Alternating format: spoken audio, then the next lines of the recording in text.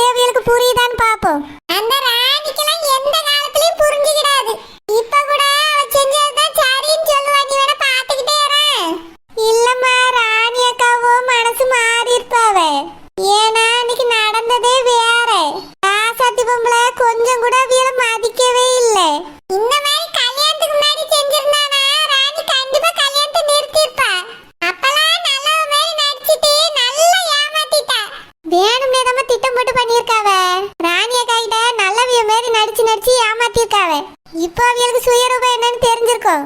இனியே ராணி அக்கா நம்ப மாட்டாவ. மகள அங்க இருந்து கூட்டிட்டு வரதுக்கு வாய்ப்பு இருக்கு. கூட்டிட்டு வந்து யாருக்கு கட்டி கொடுப்பாவ? ரெண்டாவது ஒரு மாப்பிளைய பார்த்து ரெண்டாவது தரமா தானே கட்டி கொடுக்கணும். அதுக்கு தான் அக்கா சொன்னாவ எவ்வளவோ பியானுக்கு கட்டி கொடுன்னு. ஒரு வார்த்தை கேட்டால அந்த ராணி. இப்ப பிள்ளைய பிரிச்சு கூட்டிட்டு வந்தா என்ன, கூட்டிட்டு வராம அங்கேயே விட்டா என்ன? எல்லாம் ஒண்ணுதாம்மா. எப்படியா நீ போட்டு விடுங்க. இத பத்தி பேசினாலே டென்ஷன் ஆகுது. நான் போய் கல்யாணத்தை பார்க்க வர, நீங்களும் வாங்க. ஏக்கா, எங்க அம்மா சொல்றதும் கரெக்ட் தானே. இதுக்கு பிறகு அந்த பிள்ளை அங்க வாழ்ந்தா என்ன, எங்க வாழ்ந்தா என்ன, எல்லாம் ஒண்ணுதான். அந்த ராசாத்தி பொம்பளையும் திருந்திக்கிடாது, இந்த பிள்ளையோட வாழ்க்கையும் நல்லா இருந்துக்கிடாது. இல்ல சில்பா, எனக்கு தோன்றது அந்த பிள்ளைய அங்க இருந்து கூட்டிட்டு வரதுதான் நல்லதுன்னு தோணுது. அந்த பிள்ளைக்கு வேற ஒரு நல்ல மாப்பிள்ளைய பார்த்து கட்டி வைக்கலாம். அப்பயாவது அந்த பிள்ளையோட வாழ்க்கை நல்லா இருக்கும்ல. அதுக்குதான் சொல்லி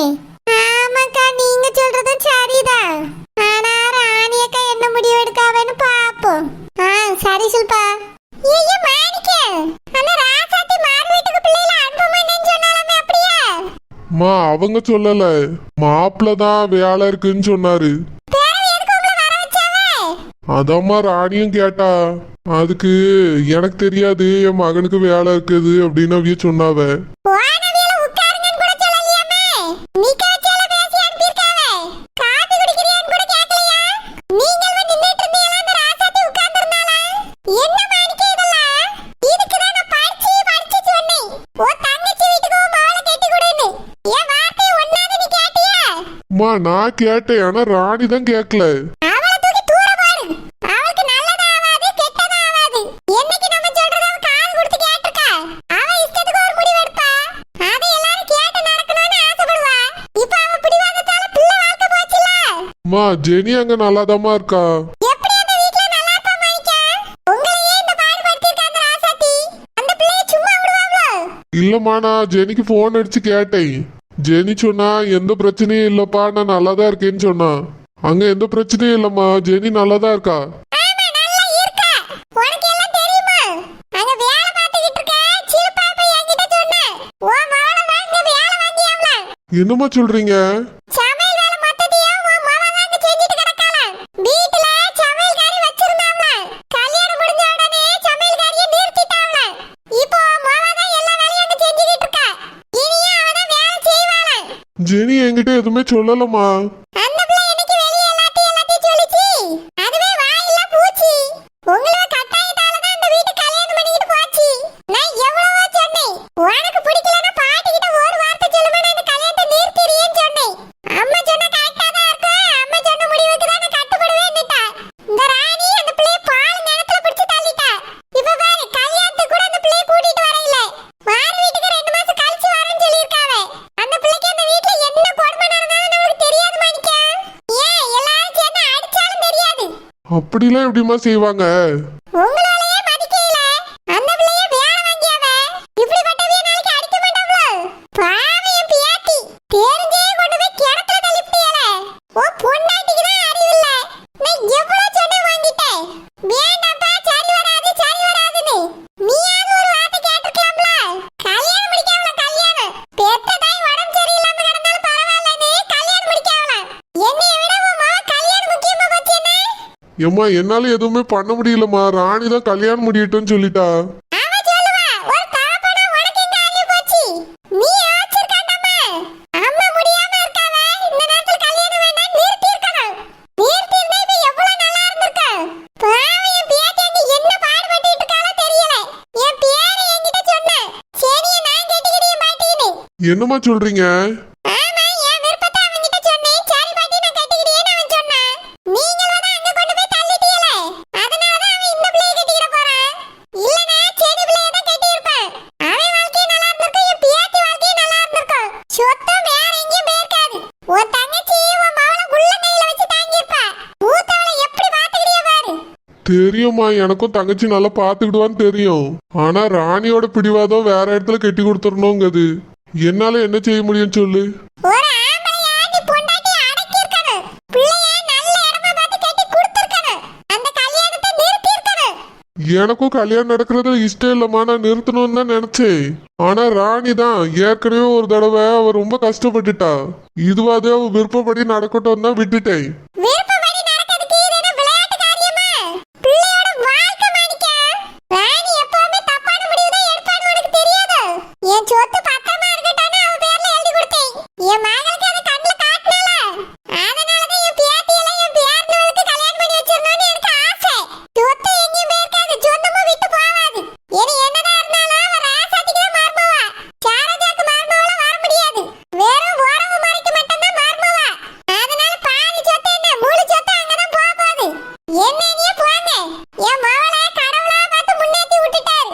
இப்படி பிள்ளைய பிடிச்சிட்டு போய் பால் நிலத்துல தள்ளிட்டீங்களே, இனி அந்த பிள்ளை வாழ்க்கை என்ன ஆகுமா? ஏங்க உங்களை எங்கெல்லாம் தேடுறது, இங்க வந்து நின்னுட்டு இருக்கிய? எங்க அம்மாட்ட தான் பேசிட்டு இருக்கேன் ராணி. வாமா ராணி, உன்னைய தான் தேடிக்கிட்டு இருந்தேன். நல்ல இடம் பார்த்து பிள்ளைய கட்டி கொடுத்துருக்கானே. இப்ப என்ன பிரச்சனை உங்களுக்கு? முடிஞ்ச விஷயத்தை பத்தி எதுக்குங்க பேசிட்டு இருக்கிய? என்னது முடிஞ்ச விஷயமா? இப்பதான் ஆரம்பமே. வீட்டுக்கு போனவங்களுக்கு நல்ல மரியாதை கிடைச்சதாமே. உன் சம்மந்தி கால்ல வந்து விழுந்தாலாமே கேள்விப்பட்டேன். ஏங்க உங்க அம்மா என்ன பேசிட்டு இருக்காவ? அங்க நடந்தது எல்லாத்தையும் சொல்லிட்டீங்களோ? அவன் சொல்லணும்னு அவசியம் இல்ல. ஊரே இத சொல்லி சிரிப்பா சிரிக்குது. வீட்டுக்கு போனவியல வாணும் கேட்கலையா, போணும் சொல்லலையா? உட்காருங்கன்னு கூட சொல்லாதவள சம்மந்தி உனக்கு. அவன் வீட்டுக்கு பொண்ணை கட்டி கொடுத்துறனால நீ ஒத்த கால்ல நின்னுட்டேனே. இங்க பாருங்க, நீங்க நினைக்க மாதிரிலாம் அங்க எதுவும் நடக்கல. அவிய வேற ஏதோ பிரச்சனையில வருத்தத்துல இருந்திருக்காவ. அதனால தான் அந்த மாதிரி நடந்துட்டாவ. ஆமா, உன் சம்மந்திக்கு என்ன நீ கோடி பிடிச்சிட்டு திரி. நல்லா மதிப்பாவ. இதுக்கு தான் படிச்சு வச்சு சொன்னேன். பிள்ளை அந்த வீட்டு கட்டி கொடுக்காதேன்னு. இப்போ என்ன நடக்குது தெரியுமா? உன் மவ தான் அந்த வீட்டுக்கு வேலைக்காரியா இருக்கா. என்ன பேசிட்டு இருக்கிய? ஆமா, சிலுப்பா தான் சொன்னா என்கிட்ட. உன் மவ தான் தினமும் அந்த வீட்ல சமைக்கறாள. அந்த வீட்டுக்கு நீ பொண்ணு மருமவள கட்டி கொடுக்கல. சமையல்காரியா ஆக்கி விட்டுருக்க. நீங்க நினைக்கிற மாதிரிலாம் அங்க எதுவும் இல்ல. என்ன நடந்தாலும் ஜெனி என்கிட்ட சொல்லியிருப்பா. அந்த பிள்ளை உங்க மனசு வருத்தப்படக்கூடாதுன்னு எதையுமே சொல்லாம இருக்கு. அந்த வீட்ல அந்த பிள்ளைக்கு கொடுமை நடந்துகிட்டு இருக்கு. இதுக்கு மேல நம்பியதா நம்பாம இருக்கதா உங்களோட இஷ்டம். சீலப்பா என்கிட்ட இந்த விஷயத்தை சொன்னா நான் அதை உங்ககிட்ட சொல்லியிருக்கேன், அவ்வளவுதான். அப்பவே சொன்னேன், சரோஜா வீட்டுக்கு மவளை கட்டி கொடுன்னு. ஒரு வார்த்தை கேட்டியா? இவ வீட்டுக்கு கட்டி கொடுத்திருந்தா உள்ளங்கையில வச்சு தாங்கியிருப்பா. இந்த ராசாத்தி வீட்டுக்கு கட்டி கொடுத்து வேலைக்காரியாக்கி வச்சிருக்க நம்ம பிள்ளைய. உனக்குலாம் இது பத்தாது ராணி. என்னமா வேணும்? என்னன்னே போங்க. உங்க அம்மைக்கு என்ன பிரச்சனை? எதுக்காக நீ இப்படி பேசிட்டு போறவ? நீங்க என்னெல்லாம் கிட்ட சொல்லி வச்சிய? ராணி, நான் எங்க அம்மிட்ட எதுவுமே சொல்லவே இல்லை. எங்க அம்மைக்கு எல்லா விஷயமும் தெரியுது. ஷில்பா அங்கதானே வேலை செஞ்சிட்டு இருக்கா. அவதான் எல்லாத்தையும் சொல்லியிருக்கா. நம்ம பிள்ளைய அங்க சமையல் வேலை எல்லாம் செய்ய சொல்றாவலாம். அதையும் நம்ம அம்மிட்ட சொல்லியிருக்கா. நம்ம பிள்ளை நம்மகிட்ட எதுவுமே சொல்ல மாட்டேங்க ராணி. அங்க அவ கஷ்டப்பட்டுட்டு இருக்கா. அப்படி என்ன கஷ்டப்பட்டுட்டா? சமைக்க சொல்லியிருக்கா அப்படிதானே? அது ஒன்றும் கஷ்டம் இல்லை. சமையலை கத்துக்கிட்டவங்களுக்காக கூட சொல்லியிருப்பாவ. செய்யட்டும், ஒரு நாள் வேலைக்காரி இல்லைன்னா சமைச்சு தானே ஆகணும். தினமும் வேலை செய்ய சொல்லியாவலாம். சமையல்காரங்கள நிறுத்திட்டாங்களா வேலையை விட்டு. நம்ம பிள்ளை தான் தினமும் செஞ்சிட்டு இருக்காளாம். இது சரியில்லை ராணி. என்ன ஏதுன்னு நேரடியா போய் கேட்கணும். அவியலோ கல்யாணத்துக்கு வந்திருக்காவ. வா போய் கேப்போம். மண்டபத்துல இவ்வளவு பேருக்கு முன்னாடி சண்டை போட்டு அசிங்கப்படணும்னு நினைக்கிறீங்களோ? எதுவா இருந்தாலும் வீட்டுக்கு போய் பேசிக்கலாம். இப்போதைக்கு இந்த இடத்துல எதுவும் பேச முடியாது. ராணி, நம்ம பிள்ளை அங்க கஷ்டப்பட்டுட்டு இருக்கா. நம்ம கிட்டே எதுவுமே சொல்ல மாட்டேங்க. இந்த கல்யாணம் முடிஞ்ச உடனே நேரா அவிய வீட்டுக்கு போய் என்ன ஏதுன்னு பாப்போம். இந்த கல்யாணத்துக்கு கூட நம்ம பிள்ளைய கூட்டிட்டு வரல அவிய. நான் அவியகிட்ட பேசினேன். 15 நாளைக்கு எங்கேயும் கூட்டிட்டு போக கூடாதுன்னு சொன்னாவ. அதனால தான் கூட்டிட்டு வரலன்னு நினைக்கிறேன். நீங்க எதையும் நினைச்சிட்டு பயந்துட்டே இருக்காதுங்க. உங்க அம்மா தேவையில்லாம உங்களை குழப்பி விட்டுருக்காவ. என்ன கொஞ்ச நாளையில மாப்பிள்ள அவளை கூட்டிக்கிட்டு வெளிநாட்டுக்கு போயிடுவாரு.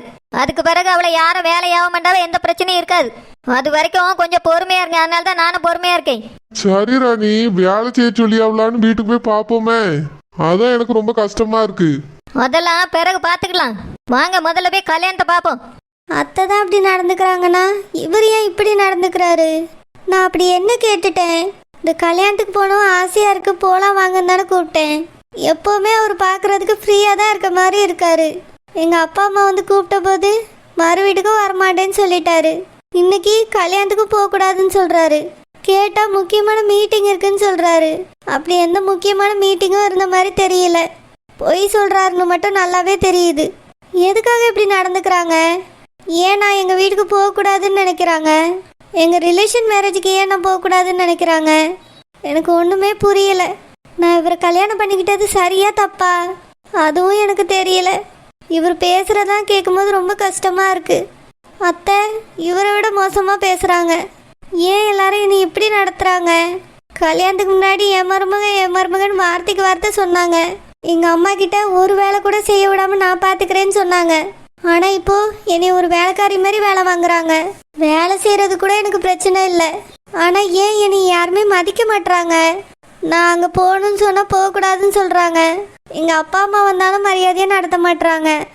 ஏன் நான் சமைக்கிறது கூட நல்லா இல்லைன்னு சொல்கிறாங்க. சமைக்கவே தெரியாது எனக்கு. ஆனால் இங்கே இவ்வளோ வேலை பார்க்குறேன். பாராட்ட வேண்டாம், திட்டாமலையாவது இருக்கலாம்ல. அதான் மனசுக்கு இன்னும் ரொம்ப கஷ்டமாக இருக்குது. அக்கா எதுக்கு இப்போ கால் பண்ணுறா? அங்கே கல்யாணம் நடந்துட்டுருக்கோம்ல, இந்த டைமில் எதுக்கு அக்கா கால் பண்ணுறா? ஒருவேளை ஏன் வரலன்னு கேட்குறதுக்காக பண்ணுறாளோ என்னன்னு கேட்போம். ஹலோ அக்கா. ஜெனி, ஏன் நீ வரல? உங்கள் அத்தை மட்டும் தான் வந்திருக்காங்க. அது வந்துக்கா, கல்யாணம் முடிஞ்சு 15 நாளைக்கு எங்கேயும் போகக்கூடாதுன்னு சொல்லிட்டாங்க. யார் சொன்னது? அத்தை தான் சொன்னாங்க. அதனால தான்க்கா அங்கே வரல. நீ எதுவும் தப்பாக எடுத்துக்காத. நீ அவங்க கிட்ட சொல்ல வேண்டியதானே, இதுலலாம் எனக்கு நம்பிக்கை இல்லை, நான் போவேன்னு. நீங்க வருவேன்னு நான் நினைச்சிட்டு இருந்தேன். நீ என்னடானே இப்படி சொல்லிட்டு இருக்க? அப்படிலாம் எந்த ரூல்ஸும் இல்லை ஜெனி. நீயும் ஹஸ்பண்டை கூட்டிட்டு இங்க வா. இல்லக்கா இப்போ வர முடியாது. 15 days கழிச்சு தான் எங்கனால போகணும்னு சொல்லிட்டாங்க. அதுக்கப்புறம் வரேன். அதுக்கப்புறம் இங்க என்ன கல்யாணமா நடக்க போகுது? கல்யாணம் இன்னைக்கு நடக்க போகுது ஜெனி. இல்லக்கா இன்னைக்கு என்னால் வர முடியாது. நான் கொஞ்ச நாள் கழிச்சு வந்து அவங்கள பார்க்குறேன். ஏன் ஜெனி ஒரு மாதிரி பேசுற? அங்கே எதுவும் பிரச்சனையா? யாராவது ஏதாவது சொன்னாங்களா? இல்லக்கா அதெல்லாம் ஒன்றும் இல்லை, நான் நல்லா தான் இருக்கேன். இல்லையே, வாய்ஸ் ரொம்ப டல்லாக இருக்கு. நீ எப்பவுமே இப்படி பேச மாட்டியே. என்னாச்சு ஜெனி? எதுவாக இருந்தாலும் என்கிட்ட சொல்லு, நான் பார்த்துக்கிறேன். அங்கே யாராவது ஏதாவது சொன்னாங்களா? இல்லக்கா எதுவுமே சொல்லலை. நீ சாப்பிட்டியா? ஆ சாப்பிட்டேன். உடம்பு எதுவும் சரியில்லையோ? அதெல்லாம் ஒன்றும் இல்லைக்கா. ஜெனி நான் வேணா வரட்டுமா? வேண்டாம்க்கா, கல்யாணம் ஃபர்ஸ்ட் முடியட்டும். அங்கே கல்யாணத்தில் தானே நீ இருக்க, அந்த வேலையை பாருக்கா, அப்புறமா வந்து என்னைய பாரு. சரி ஜெனி, நான் ஒரு நாள் வீட்டுக்கு வரேன்னே. எதுவாக இருந்தாலும் என்கிட்ட சொல்லு சரியா? ஆ சரிக்கா. நான் ஃபோனை வைக்கிறேன், தரவு பண்ணுறேன்.